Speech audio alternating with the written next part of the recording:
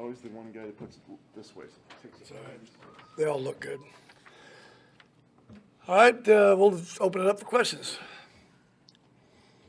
Coach, what kind of a threat does Cam Newton pose? Well, I think he can make all the throws. He's really big and strong, a little bit, like Ben Roethlisberger that way. He's a big body. They do have design runs for him, whether it's quarterback powers or some of the read option stuff. And then, of course, just him scrambling if you don't do a good job of collapsing the pocket and squeezing the pocket. So that's about all there is.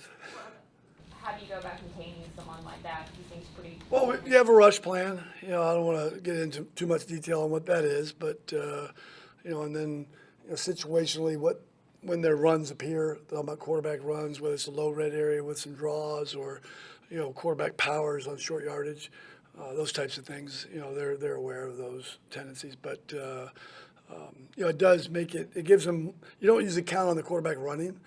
So it does kind of change what you do defensively. So, hopefully our guys have done a lot of film study and understand some of those intricacies. What sort of savvy did it take for Kendall Wright to put on that third down play? Kendall's done that for us, most of the season. I think other than Tariq, Kendall's up there as far as guys that we've gone to.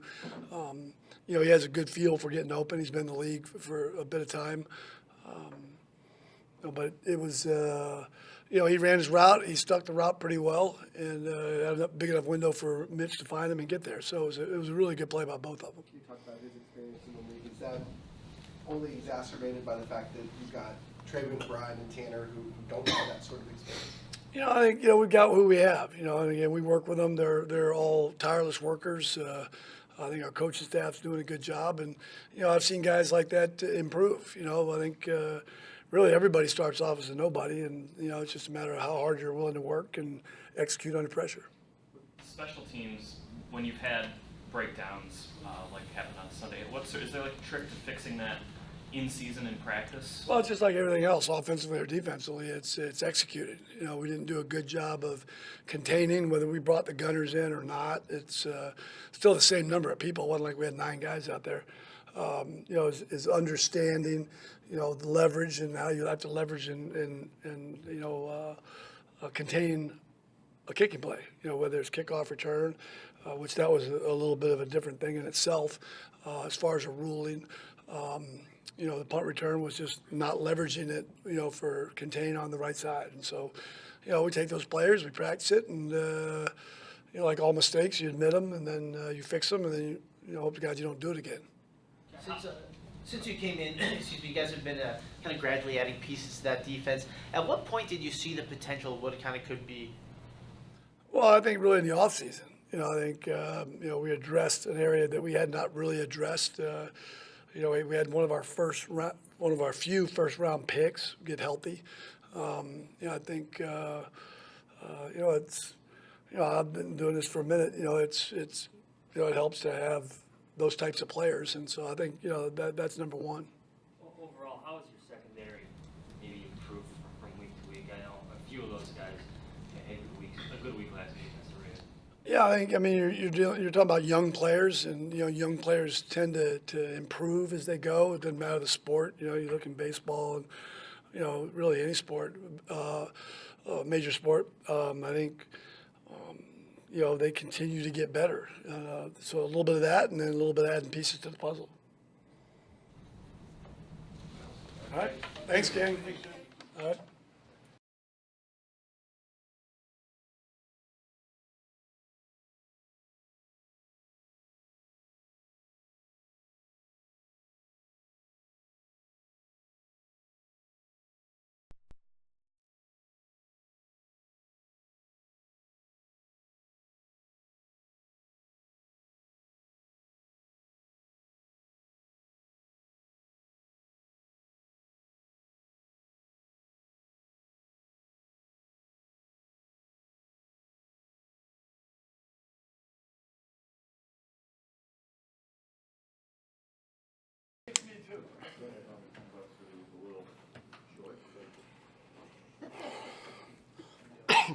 Excuse me. Jeff, on the punt return for a touchdown, is that one that you would have liked Pat to angle it out of bounds next time? Yeah, we went back and reviewed that play. There's a couple of things strategically that we'd like to do different. That was certainly a consideration. That wasn't what we were asking him to do on that particular play. They have 10 guys at the line there. You moved the 2 gunners in. Do you assume they're coming for you at that point? And if so, you've got Cravon in for Sherrick. Is that kind of a tough task for a backup guy? To answer your first question, you try and not assume anything. You try and go back and look at tape and know what when teams have been in those situations before, what they've done. This particular team had some tape on that, so the things that they had done really was more related to field position. Going back and looking at it, sometimes when they're at midfield, they had a different philosophy than when they had you on your minus side and going to Cravon. Yeah, I mean it's a tough job description for anybody in that particular case. The way that they ended up scheming it was they had one player outside who was rushing, and that's really the job description for the gunner on that particular play was to take care of that guy, and then they had 2 more players ready to block him. And so they did that on both sides. They had 4 guys holding up 8, and obviously we should have the advantage in that situation. We didn't spread our coverage out enough, and they took advantage of it. Did you kick the ball a little? Timeout consideration in that situation where there is some movement there? Is that come into play at all? Yeah, I mean, a timeout's a consideration at any point during the game as long as you haven't called it on the previous play. We felt okay about handling that particular look, that situation. We have practiced it. We didn't execute it. Did Pat kick it a little too far? Does that make it a little difficult to cover? Yeah, I mean, the punt's not the issue on that play. The issue is we've got multiple players that are unblocked in that situation, and a player out of leverage in terms of the coverage part. And if we do our part, the other guys on the field, that play doesn't happen. Was the kickoff return more disappointing because you had guys that just kind of stopped? Yeah, I don't know about more disappointing. Anytime that a play like that happens, you're disappointed, period. Yeah, I mean, a lot of our players stopped. All their players stopped. There was players from both teams who came onto the field from the sideline. So there's a lot of people on that particular play who thought that the play was over. The officials allowed it continued, reviewed it, and that was their determination. Jeff, when they do review that, they're obviously reviewing to see whether he's down on the play, but does that also include seeing if there's also guys in the field? Is that reviewable? Can you request that? Yeah, my understanding, based on, because it's certainly a play that we sent in, to answer your question in terms of that particular issue, it turns out that version of 12 men on the field would not be reviewable. If the official happens to run into somebody and throw a flag, that would be the only way that that would negate that play. When you looked at that again, were you convinced that Josh had tackled him? Right. I mean, it doesn't really matter what I think.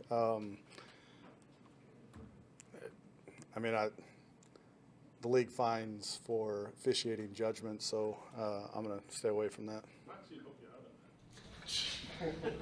Yeah, I'm going to stay away from that.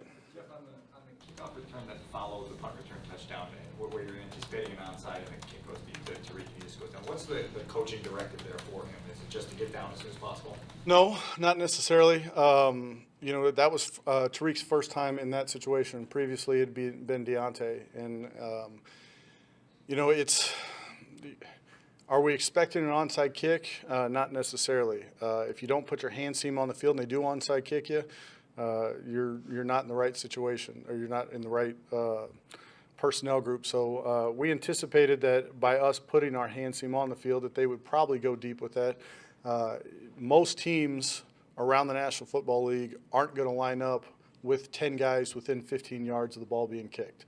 That's what happens on a hand seam play. The reason why they don't do that is you want layers to your return team, and that's why you see a front line, you see guys in the intermediate, you see a wedge, you see returners, because schematically it's tough to line up an inch away from 10 yards, drop back, block guys, things like that. The other part about that, as far as hands teams go, and I'm talking about league-wide, you're going to put your best players on the field in order to field and secure the football. So typically you're not going to have the guys who are normally your kickoff return group on there. So That's a long way of saying you're not expecting to have a great return in that situation. The focus is getting the ball back for your offense. What we tell Tariq, I mean, that's kind of a strategic question, but we can be a little more aggressive than what we were on that particular play. How much did Sherrick's absence kind of contribute to those 2 return touchdowns? Well, I mean, the kickoff one, the guy's down, if they called him down, which they didn't. He's down at the 23-yard line. You know, that was covered okay. You know, I mean, you always want to tackle a guy at the 15, the 10, whatever. But the 23, you know, that's going to be, you know, an okay coverage play. It's not a bad coverage play unless the guy gets up, right? On the punt, you know, I mean, it's no secret. I mean, Sherrick's been one of the best special teams players in this club for several years, and he's respected around the league. You know, that certainly influences, you know, a guy who's a really good player versus a guy who's his backup. You know, there's usually going to be a difference there. But, you know, we expect everybody to play at the standard of which, you know, that position plays. So that's, you know, again, I don't put that touchdown on, you know, one guy getting hurt, but you'd always like to have your best players on the field. And you had Benny out too on the punt, right? Yep. And did that contribute a little bit, or despite not putting it on one guy, he would have helped you there? Benny's made multiple tackles so far this season in punt coverage. So, again, you'd like to have your best players on the field for that. And unfortunately, he pulled up. That was actually a result of Benny made, you know, one of the better efforts I've seen trying to chase down the returner. That's where he kind of tightened up as far as his hamstring. Jim, during the pre-draft process, how much time did you spend on McCaffrey?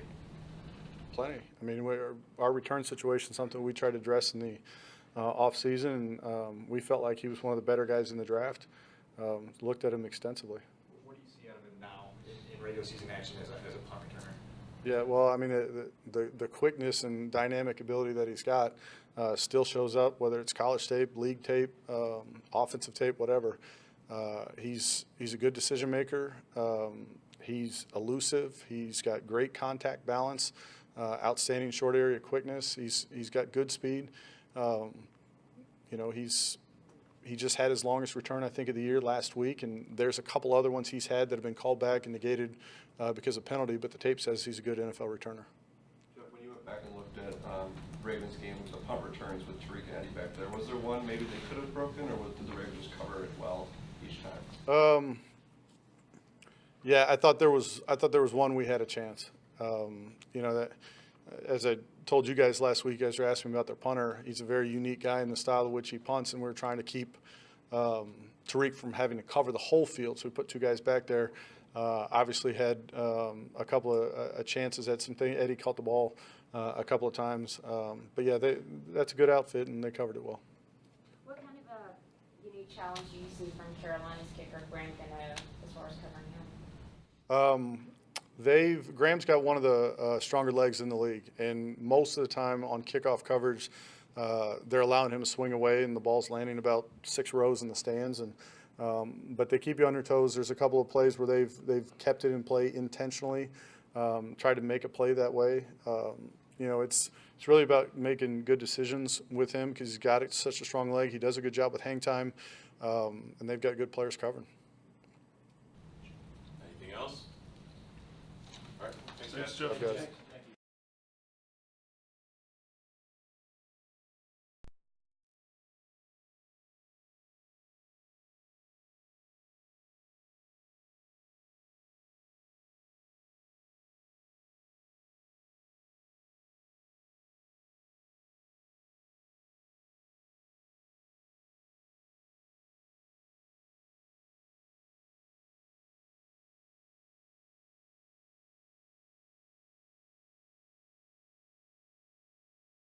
Takeaways, bro. Smaller crowd, what's going on? Huh? Not yet, we still got 27 more outs to go through. How many playoff series have they won since they moved there? Okay. Is it, obviously Cam Newton is the focus there on offense. Is the key to stopping him from running the ball? He tends to do it a lot. Well, he's a very versatile quarterback. Obviously, his running the ball, whether it be through his improvising with scrambling on called pass plays or the called running plays that they do have for him, that's a strength of his. We can't just focus on stopping that. We got to stop Cam Newton, the passer and the runner. And they got good running backs that they're handing it off to, and receivers and running backs they're throwing it to. So you got a total offense to stop. He's had 8 interceptions this year. Is there anything that you can detect that's made him susceptible to the interception so far? Some of them have been tips, and due to him getting hit as he was throwing it. I do think he's playing better now than he was the first week or two because he had very little camp work, and I see more of the him back to being himself right now. Vic, I know Christian McCaffrey hasn't broken one yet in the regular season, but what have you seen from him? What kind of challenges does he cause? He's a good running back that's got receiver-type abilities. He can run tough routes out of the backfield. He can also run receiver-type routes when he's outside the backfield, and he's a tough matchup. Has Dixon impressed you at all, kind of picking up with Olsen out? Yeah, he had a big game against Detroit, caught some big balls there and made, some plays that really helped them beat the Lions a couple weeks ago. He's always been a good receiver down the field, and I think he's a very competent tight end. You guys obviously broke the interception drought last weekend. What do you make of the 2 returns? Obviously not just getting the ball, but then obviously taking one all the way and setting the other one up at the 20. Those were big yards. That was 142 yards and those are really the hidden yards in football. Like some people like to say special teams yards are, but really the return yards off takeaways are the truly hidden yards in football. And those 142 yards were instrumental in that game. And we had a lot of guys doing some good blocking after we got the interceptions, and we had guys doing some good running. So those were very nice plays and direly needed in a game that went into overtime. But like Trevathan made a pretty big impact in his return. What did you see from him, and was that among the better games he's played this year? Yeah, he played well. He came up with that early fumble. Got the sack off of a play where he actually wasn't rushing. It just kind of happened. And I thought overall he played well, and hopefully he'll continue progressing that way all through the season. Other than the interceptions, where do you see maybe the secondary starting to come together, especially some of the young guys, Jackson's, the Fuller, the Amoses come together? Yeah, I think overall, we haven't played perfect all year, but I've been pleased or satisfied or, not overjoyed, but these guys have played well, and I see them getting better. I see Eddie Jackson getting better and better. I've been telling you guys for weeks I like where Kyle Fuller is right now, and that's happening more and more. We got Prince back now. I think he's playing good, and Coop should be back this week, after he was dressed last week, but he still wasn't 100%. And, Adrian got off the schneid there just in the nick of time, and so hopefully that springboards him to playing even better. So we'll see, but it's a week-to-week operation here. Before the season, we talked a lot about Eddie's physicality and tackling. Do you seem to make a big presence, at least against the... Yeah, he's definitely attempting to be a good tackler out there for us, and that's what we want. I think it seemed like a generally good performance on your defense at all levels and a lot of different aspects. As a coach, what were you most impressed with? What made the biggest impression on you as far as what happened on Sunday? We played good from start to finish. I'm sure as you guys have well documented, those last however minutes of the game, we tried to do a lot of things to lose the game, but we just kept playing good. They get the ball, I don't know where it was, close to midfield in overtime, and we go 3 and out. And, the next series we bust the long run and win the game. So we kept playing good, I think, throughout the game. One where we had a playing good and then a series or 2 bad. I liked the way we played the entire game. The last 2 weeks, the Bears offense has obviously ran a couple of trick plays. When you're facing a team that has a history of doing that, how much extra preparation time does that take away, and could that be a benefit for an offense? Well, it's always anything you do offensively more is, the team's got to prepare for, but I don't think it hurts your preparation. You might just run 1, 2, or 3 of them in practice during the week, but you got to be alert for them on defense. Fox told us yesterday, I think Fuller had the most time logged on the iPads, something like that. How has his preparation improved since you got here? I know when you got His here- preparation has been good. Those iPad login things too, to me, don't tell you a whole lot either. We have a lot of guys that watch tape here in the building instead of going home and logging in on a iPad. We got to be able to coach the players and get done what we want done with them in the meeting time. Okay, and everything else after that is bonus. But Kyle's done a great job preparing. I can't remember 2015 to give you a comparison. Obviously, he didn't play last year, but he's into it and doing good. But if I remember correctly, early on in that season, you had mentioned that he needed to prepare better. I don't remember. What stood out to you about his game Sunday, Kyle? He played physical. Had some nice tackles. Had some nice breakups in the end zone, at the end of the half there. Just thought he was consistent for the most part. He had some plays that he'd like to do over for sure. But overall, he was consistently playing pretty good. What allowed the defense to remain steady in the latter portions of regulation and overtime after everything had sort of caved in around? Well, even though we had played a bunch of plays, we had a bunch of 3-and-outs or series that didn't go long. So even though there was a lot of plays, they were spaced out nicely. So I don't think we could have been tired.